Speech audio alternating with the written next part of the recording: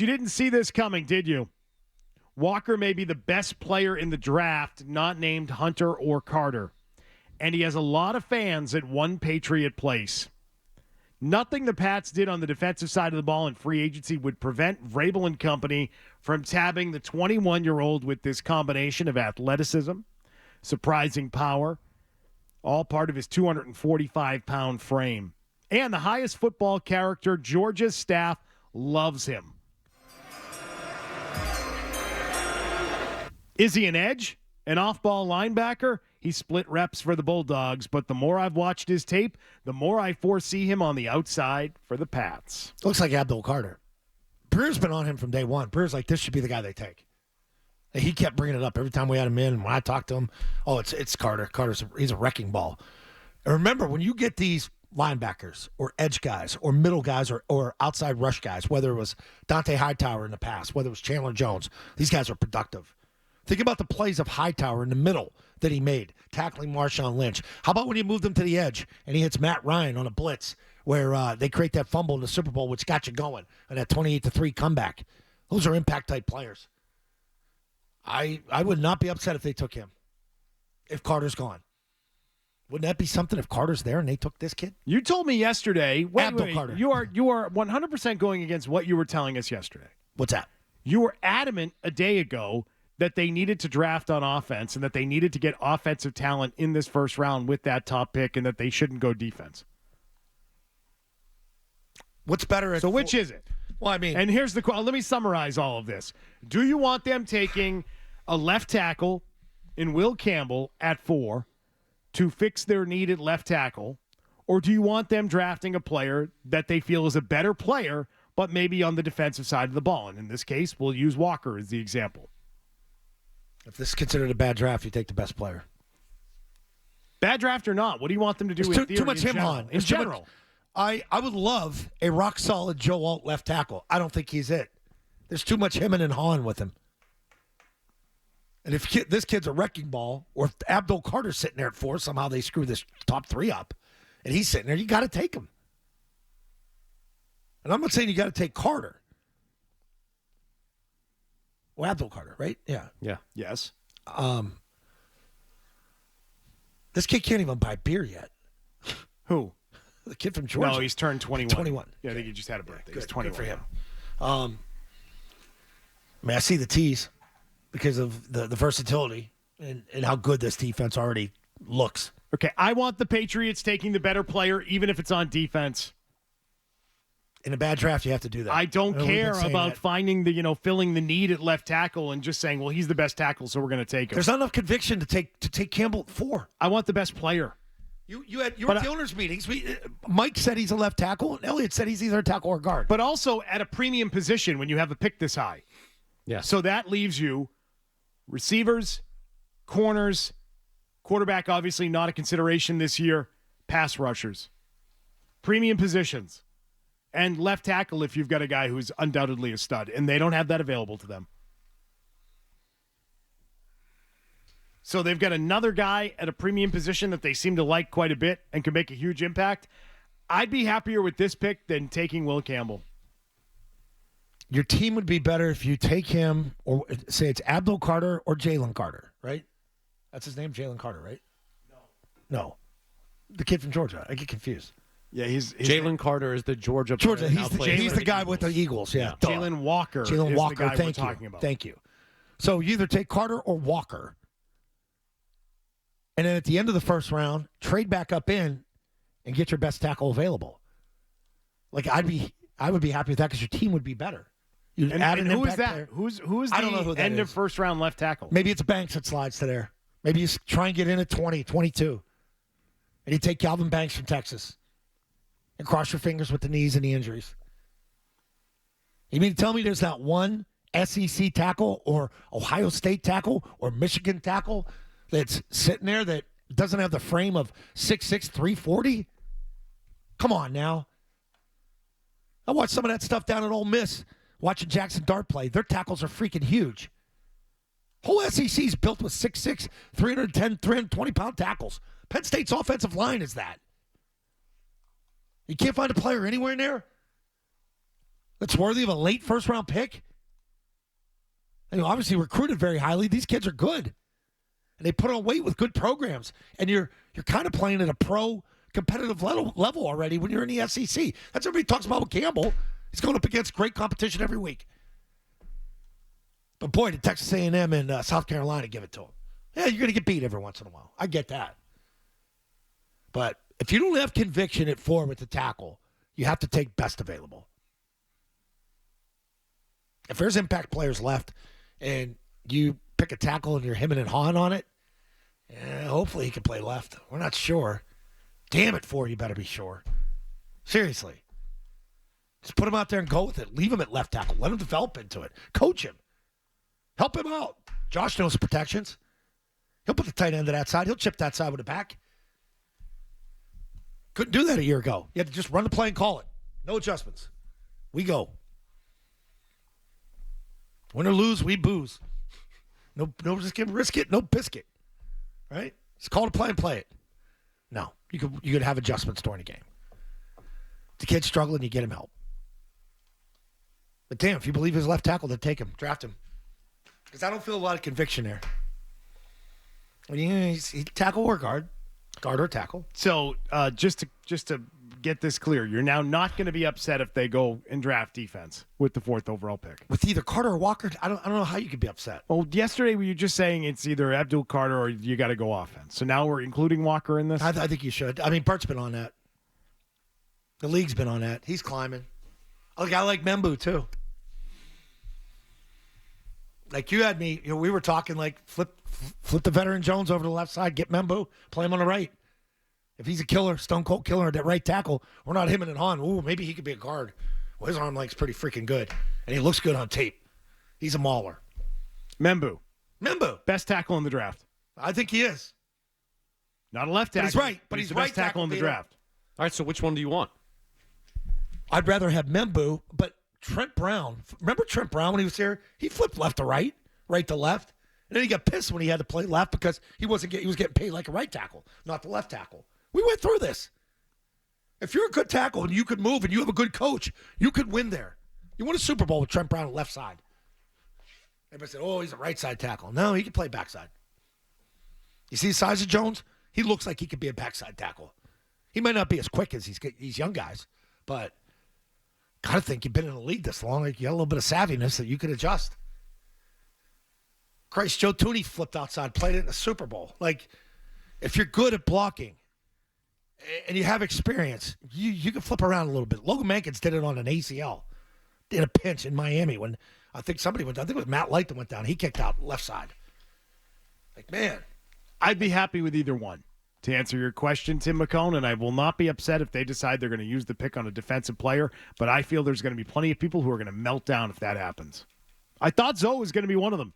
Not melt based down. on what you had said yesterday. Not over a him not on a him-hon tackle. If you don't have conviction. But what if you have Membu sitting there and you feel good about the right tackle? Hey, the plan that Beetle laid out. Thank you. If they said that, we're going to draft Membu, we're putting him right, we're flipping Jones, and they have conviction Moses. about it, I'm fine with it. Yeah. Excuse me. Why Who's was Jones? Bad with names today. Walker. His name's Morgan Moses, the guy they signed to play right tackle.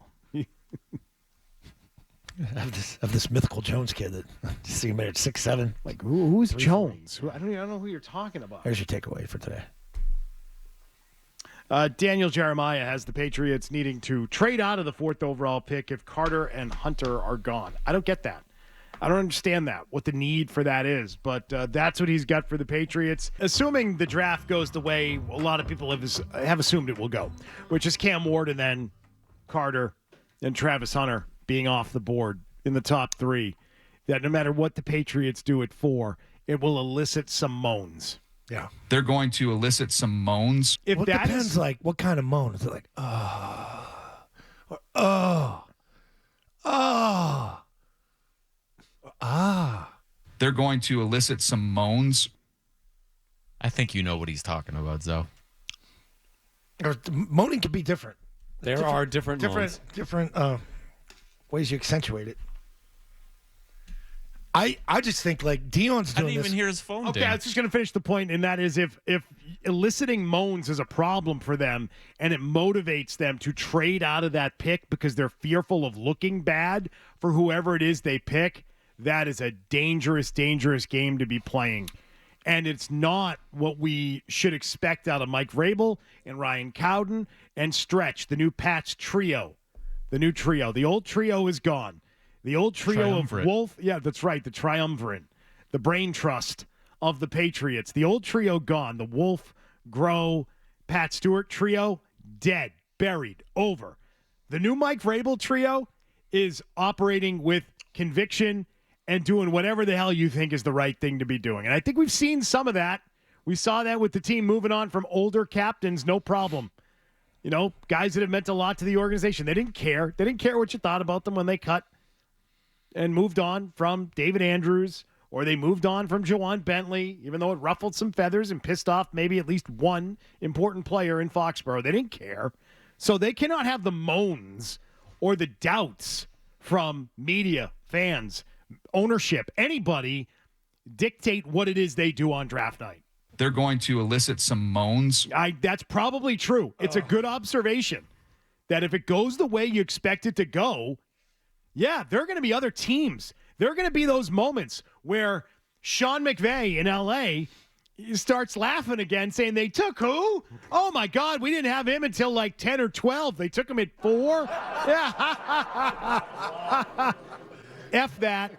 Don't listen to the noise. Take the best player. Even if it's not a tackle, even if it's not what you need. So you don't take the Even if tackle it's at 4 not on because the value's offense, not there. He's not a valuable tackle. Take the guy that you know is going to pan out. That's what I want them to do. Take the good player. Take the guy that will be really good. See, they keep saying F the moans. cross your fingers and hope Shador's doesn't go, isn't there when you have, like, he goes before you. That's not happening. Like, Dion's on this big kick and this push. He's doing all these interviews saying the two guys that should go 1 and 2 are Travis Hunter and my son. That tells you he's dropping. And he knows it and he senses it. The saddest part is you're going to have a quarterback sitting there at 4 for you. And no one really is, like, over the top 4. It's such a weird quarterback draft. Figures. You had another top 5 pick and nobody wants a quarterback. I have no clue how good Ward can be either. Like, I don't know where he would have went a year ago. He may have gone 5th, 6th. But if the tackle is sitting there, meaning Campbell, and you don't feel the value is there at the pick 4, then you're going to have to talk yourself into like Membu if you're taking a tackle there. Like, if you think he's the best tackle, take the best tackle then. Fine by You me. know what I mean? Yeah. They're going to elicit some moans. Moans. There will be moans from within the league, from within the fan base, from within the. Are they doing it in the stadium in Green Bay? They have to be. What They else have is in to be, Green Bay? right? You're not allowed on the grass.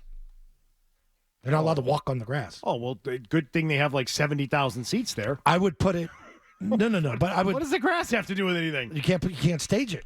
Like, Why they not? don't do events inside the stadium. Like, you have no clue what the outside of They're that not place is making like. an exception for the NFL draft Dude, they're hosting? They have an outside area that they could bang out. Like, they have such acreage there, and there's this park, like the Green Bay Packer Park. It's They're calling it the Lambeau Field campus. I guess that's what yeah, it is. So that's it's what it right is. outside the stadium, and you can just party right there. They've had concerts there. Dennis Knutson and those guys, the Weirdo Fest, they went on a trip there to go walk around the stadium day before the game and go hang out at a concert. That's how strange they are. While details of the event are being finalized, the main portion of the event will take place on Lambeau Field. Jesus. So Well, they got clearance then, huh? Those owners of the Packers are going to be up in I arms. think if you put in a bid to host the draft, you've got to allow something to be on your grass for a couple of days. Yeah, I think that's only fair.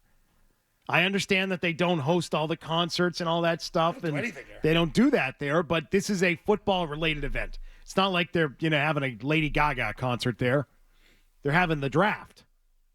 So they'll make an exception for that. And then they've got all spring and summer to get it sorted out before they play games there. Tim's in Nashua. Hi, Tim. So you guys are totally confusing me. If Campbell has a deficiency, don't you take then Banks or the next Membo. tackle, the kid from Missouri, Membo. is Take Membo then. an easy pick, and you get another pick and I would trade back up in the first round and get a receiver because this is so important that they get both. That Diggs won't be ready. I mean, a little bit of urgency, Beetle. I don't want the kid Campbell. If you guys are telling me what you're telling me, I don't want him. I'm not telling you what I'm telling you. I'm telling you what people are talking about. Like, there's not conviction of he's even a tackle here. Tackle or guard. My point is, don't blow your draft because you have needs that you didn't fix in free agency and you haven't fixed for years. Don't take positions based on the needs that you couldn't figure out. That's how you screw up the draft. That's how you get to be a really bad football team for a really long time. That's how you end up as the Cleveland Browns. You want to be the Browns? No. I don't want to be the Browns. Nope. You can't go wrong taking players that you think are going to absolutely pan out, even if it's at positions that you feel you've got better depth at. You've made some noise here in free agency. It feels like you're on the upswing. You've turned this thing around. It's heading in the right direction. Double down with that draft. Have a great draft. The whole goal with draft picks is that they're on your team still in 5 or 6 years. Isn't that kind of the goal going into it? Yeah, that's your core. That you are building a long-term core around guys that spend a long time on your roster. Look at the rest of the Patriots roster and figure out how many guys, including the guys they just got in free agency, are on this team in 5 or 6 years. It's a very short list. Drake May. And I would expect that Christian Gonzalez would be here, but you never know. That's if you don't pay him. He leaves. But they just don't have a lot of those guys on this team right now. They certainly don't have them at receiver. They definitely don't have them at running back because nobody has that at running back. Right. Nobody. The shortest lifespan in the league. Do they have it on their defensive line with what they've signed or what already existed? Can you say that as a good bet? No, I can't say it about Williams or Barmore that they'll be here in 5 or 6 I years. can't say that. I can't say it. So if you're drafting a player who you know is really good and you expect to be here in 5 or 6 years, I think that you're doing it right.